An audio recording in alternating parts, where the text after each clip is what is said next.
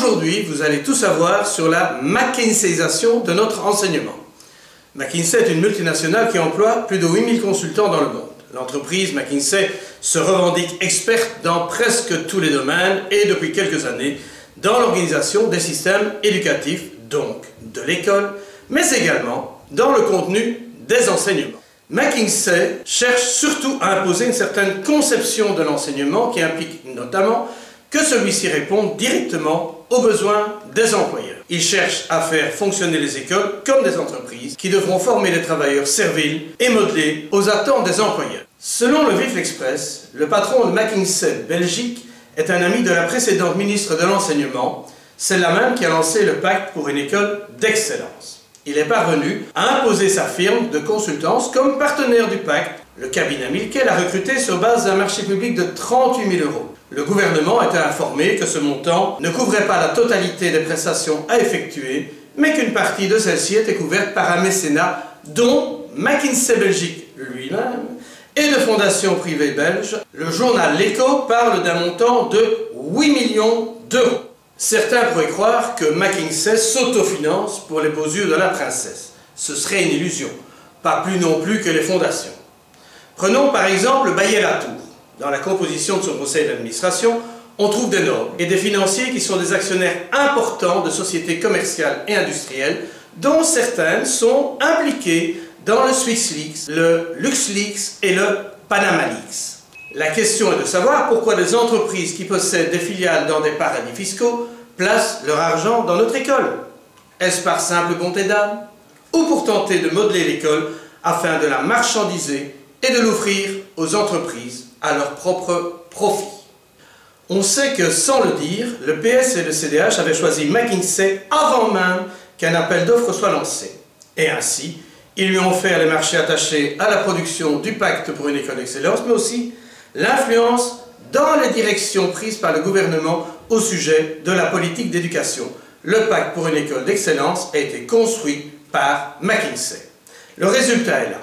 Les citoyens, les familles, les élèves, les professionnels de l'école, les associations, les syndicats, tout le monde était roulé dans la farine. En imposant McKinsey dans le pacte, le gouvernement a orienté les travaux vers un système managérial qui sera le fer de lance de la marchandisation de l'école et non plus vers la construction d'une école citoyenne.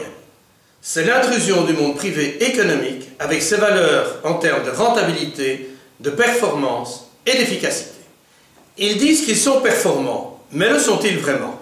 Nous allons poser la question à Greenpeace. En 2009, des pays tropicaux se sont tournés vers McKinsey pour monter leur dossier stratégique contre la déforestation. Mais les conseils dispensés par la firme se sont révélés désastreux. McKinsey n'a envisagé les forêts que dans une logique financière, comme source de profit pour des industriels. En RDC, par exemple, l'objectif affiché de protection des forêts et de leurs habitants prévoyait notamment l'expansion de l'industrie forestière sur 10 millions d'hectares supplémentaires. Pour la protection des forêts, c'était réussi. Des subventions pour l'industrie forestière afin qu'elle limite sa contribution à la dégradation des forêts. Autrement dit, arrêter de ne plus dégrader. Plus d'1 milliard d'euros annuels à l'horizon 2030 pour favoriser l'agro-industrie et l'huile de palme. McKinsey a fait la part belle aux intérêts industriels, tandis que le petit paysan est pointé du doigt comme responsable unique du problème. Plutôt que de les protéger, les conseils du cabinet McKinsey conduiront à une augmentation de la destruction des forêts en République démocratique du Congo. On peut tirer des comparaisons avec son travail dans le pacte d'excellence. Le rapport de Greenpeace a mis à jour de nombreuses failles dans les méthodes utilisées par McKinsey, qui s'est abrité derrière le secret commercial pour ne pas révéler la façon dont il calculait ses chiffres, les fameux coûts d'opportunité. Le rapport révèle aussi de nombreuses erreurs factuelles et des calculs fantaisistes contribuant à biaiser son analyse. Et cela nous ramène au pacte, durant lequel les syndicats ont, à leur tour, dû réfuter les calculs de McKinsey qui ne connaissaient rien à l'école et calculaient selon des méthodes qui, si elles fonctionnent sans doute, et ça reste à démontrer dans les entreprises commerciales, ne sont certainement pas compatibles avec notre système scolaire. C'est sur base de ces calculs invérifiables qu'a été construit le pacte pour une école d'excellence. Et des calculs, il y en a par centaines.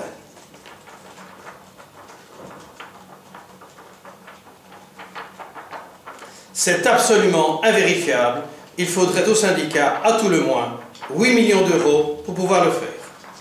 Nous nous retrouvons dans le même cas de figure qu'avec Greenpeace. Seulement ici, ce ne sont plus des arbres et des grands singes lointains qui sont menacés. Ici, ce sont nos enfants et c'est la qualité de l'emploi. Quelles sont les compétences de McKinsey en matière de système scolaire? Heureusement, McKinsey s'est engagé des gens qui savent lire. Les constats sont faits, ils existent depuis des années. On connaît l'inefficacité de notre système scolaire. Il y a eu suffisamment de littérature et de recherche. Ils n'ont eu qu'à lire. On ne peut donc être que d'accord avec les constats, puisque ce sont les nôtres depuis bien plus longtemps qu'eux. C'est au niveau des solutions que McKinsey se fourre le doigt dans l'œil. Soyons plus corrects, c'est au niveau des solutions que McKinsey roule pour le système économique, et ce n'est pas innocent. Par exemple, pour eux, le premier des enjeux de société liés à un enseignement performant n'est autre que un enseignement de qualité accélère la croissance économique. Plus 40 points PISA revient à augmenter le PIB par habitant de 0,9% de croissance. En un mot, on pourrait rattraper le PIB de la Flandre en une génération. La croissance économique, voilà qui est fait pour convaincre nos responsables politiques qui ont oublié depuis longtemps les objectifs qu'ils avaient fixés pour l'école dans le décret mission. On va donc formater des jeunes afin d'être rentables pour les entreprises et donc pour la croissance économique de Bruxelles et de la Wallonie. Ceci est une non-œuvre d'art signée McKinsey. Ça en jette et ça épate les esprits simples. Parmi les 3 clés du succès des systèmes scolaires les plus performants, la première est d'inciter les bonnes personnes à devenir enseignants. Et on peut lire que la qualité d'un système scolaire ne peut excéder celle de son corps enseignant. Il précise, page 16, que c'est un décideur public sud-coréen qui a souligné le plus clairement l'importance de ce point en énonçant la qualité d'un système scolaire ne peut excéder celle de son corps enseignant. Quand McKinsey parle de performance du système scolaire, il place la Corée dans le peloton de tête. Or, le système scolaire coréen est un système hyper compétitif avec course à la réussite et cours particuliers à prix d'or. Car, en Corée, après l'école, eh bien, c'est encore l'école. Les Hagwons sont des instituts privés qui préparent les élèves aux examens, souvent jusqu'à minuit ou au-delà, avec 50 heures d'études par semaine en moyenne après les cours. Si, comme l'affirme McKinsey, les enseignants coréens sont si bons, il faudra quand même qu'ils nous expliquent pourquoi les élèves ont besoin d'étudier jusqu'à 50 heures par semaine en plus de l'école pour réussir. Cela résume la qualité des propositions de McKinsey et nos décideurs politiques sont tombés dans le piège. Contrairement à ce qu'affirme McKinsey, il faudra changer tout le système scolaire pour qu'il devienne efficace. On ne pourra jamais améliorer la situation et les résultats des écoles les plus en difficulté sans toucher au fonctionnement d'un système lourd, sclérosé et hyper concurrentiel. On pourrait s'arrêter là, mais quand on a fini, il y en a encore. McKinsey, c'est un petit peu l'hydre à 1000 têtes. Sa conquête de notre système scolaire a déjà commencé insidieusement. Vous l'ignoriez? Eh bien, voici le second chapitre, encore plus passionnant que le premier. Le directeur de McKinsey est en contact étroit avec les réseaux d'enseignement au travers de la Fondation pour l'enseignement, où il est membre du conseil d'administration. Il a offert très généreusement au secrétariat général de l'enseignement catholique une méthode de management qui permet de renforcer le travail collaboratif au sein des écoles et qui vient des pratiques de l'entreprise. Professeur, McKinsey a même offert gracieusement ses services pour la mise en place de la formation des conseillers pédagogiques qu'il a appelée coach. La formation dure 8 semaines et prévoit 2 à 5 jours de bootcamp. Alors le bootcamp, c'est un terme militaire qui veut dire endoctrinement servant au recrutement de l'armée. C'est composé d'instruction et d'entraînement physique. Ce n'est rien d'autre que du formatage soft, mais du formatage quand même. Pourquoi une entreprise qui affiche sur son site internet en caractères gras comme l'éducation se transforme, les opportunités traditionnelles et extrêmement limitées pour les compagnies privées grandissent de plus en plus largement? Les investisseurs devraient en prendre note. Pourquoi offre-t-elle gracieusement une méthode de formatage des profs à un réseau d'enseignement? Ne serait-ce pas parce que pour eux, l'école est un marché? Ils sont déjà rentrés dans le réseau catholique, qui leur a ouvert les portes toutes grandes. Eh bien, il n'y a plus qu'à s'appuyer dessus pour convaincre les autres réseaux. Au travers de la Fondation pour l'enseignement, ça ne devrait pas leur être trop difficile. Voilà comment, par un tour de baguette managérial, McKinsey va formater les professeurs, accepter l'esprit d'entreprise et le management dictatorial qui va avec. L'importation de méthodes de management du privé dans le secteur public de l'enseignement ne vise probablement qu'une seule chose à terme, une privatisation de l'enseignement. Et l'enseignement libre accepte visiblement ce marché. Attendez, nous n'avons pas fini. Il reste la cerise à mettre sur le gâteau avec Teach for Belgium. L'ASBL Teach for Belgium a été créée en 2013. C'est un clone de Teach for America, une initiative lancée en 1990 qui s'est donnée pour mission de recruter et de former des jeunes issus des meilleures universités américaines pour s'engager pendant 2 ans comme enseignants dans les écoles publiques des zones urbaines les plus défavorisées. Teach for America a essaimé aujourd'hui dans 32 pays. Teach for Belgium a été fondé, comme par hasard, par 2 membres de chez McKinsey. L'idée fondatrice est que les fortes inégalités sociales s'expliqueraient par la trop faible qualité des enseignants. Et oui, nous sommes nuls, c'est bien connu.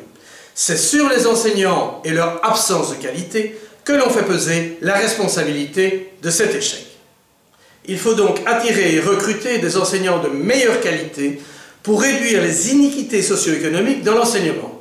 L'intention annoncée est de booster les équipes des écoles à encadrement différencié en y injectant des jeunes motivés au profil de leaders qui deviennent des moteurs du changement. Visiblement, pour eux, nous n'en sommes pas capables. Comment peut-on imaginer qu'engager des étudiants dans les écoles pendant 2 ans peut contribuer à la lutte contre les inégalités scolaires? Ça ne se peut pas.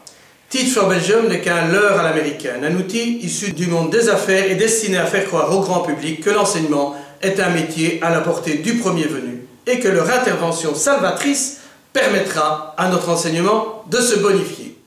Mais l'objectif n'est pas que là.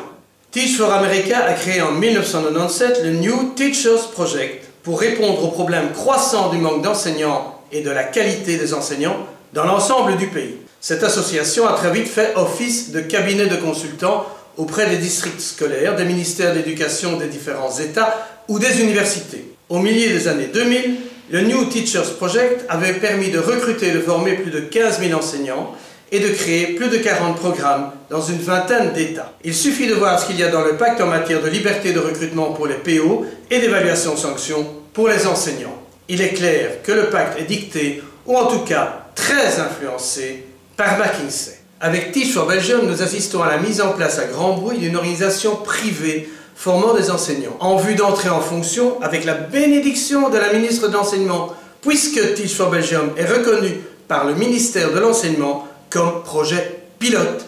Et ce n'est pas une blague. Je sais, c'est désespérant, mais le politique y trouve son compte. Aux États-Unis, les syndicats américains ont dénoncé que suite aux restrictions budgétaires, de nombreux enseignants de longue date auraient été renvoyés et des jeunes de Teach for America, à la fois moins chers et plus prestigieux, se seraient vus embauchés à leur place. Tout est dans tout. Teach for Belgium a également comme conséquence majeure d'introduire fondations et entreprises privées dans le champ de l'éducation publique par son mode de financement. Teach for Belgium reçoit des financements d'entreprises et de fondations privées. Mais il y a des soutiens encore plus interpellants. Je vous rappelle que Teach for Belgium soutient de fait McKinsey et donc un projet de marchandisation de l'enseignement. Je cite la Fondation Roi-Baudouin, qui avait déjà tapé fort avec son renforcement du leadership des directions d'école. Je cite aussi la Fondation Reine Paola et la Loterie Nationale. Grâce à eux, dont l'objectif est prétendument de réduire les inégalités sociales dans notre pays, l'éducation se retrouve au service du capital. Pour nous, il est temps que l'on arrête la McKinseyisation de l'école. Le gouvernement doit remercier McKinsey pour ce moment et remettre l'ouvrage sur le métier avec des acteurs progressistes, dont les associations de la société civile et les syndicats, et à se tourner vers des acteurs académiques compétents sur ces questions pour le remplacer dans le pacte aux côtés d'une administration qui retrouvera enfin la place qui est la sienne. Pour plus d'informations, je vous renvoie à notre vidéo sur le pacte pour une école d'excellence. Il faut dire non à la McKinseyisation de l'école. À chacune et chacun d'agir en son âme et conscience. À vous de voir s'il faut laisser marchandiser notre enseignement ou le refuser et le faire savoir à qui de droit, selon vos réseaux politiques, syndicaux, associatifs et autres. C'est un enjeu citoyen. C'est votre enjeu pour les enfants de demain.